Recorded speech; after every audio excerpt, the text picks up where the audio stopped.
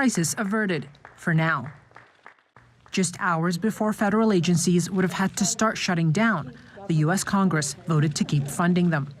The bill only provides a budget for the next 2 months, but it includes more than $6 billion to cover the costs of the Afghanistan evacuation and refugee resettlement in the U.S.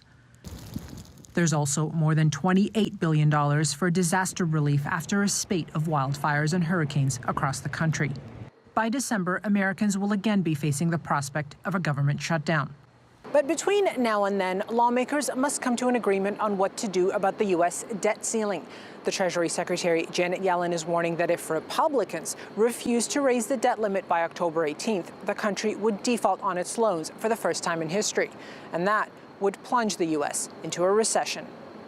The Democrat-controlled House of Representatives has already passed a bill to increase the debt limit through next year, but it is facing staunch opposition from the Republicans that make up half the Senate. They see the increase as a way of making room for President Joe Biden's proposal of a $3.5 trillion social services bill. You want to raise taxes by trillions and trillions of dollars, then you're going to have to adjust the borrowing limit to accommodate all that new spending. Republicans are not going to contribute to the biggest build-up and run-up of government that we've seen, certainly in our lifetimes. Or a firm rebuttal. Democrats say that's not the case.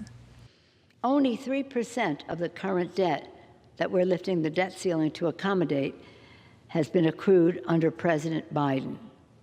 A big chunk of this, though, is attributed to at least $2 trillion in the tax scam of 2017, where the Republicans gave 83% of the benefits to the top 1%. The White House has had to repeatedly clear Biden's schedule this week so he can negotiate with lawmakers.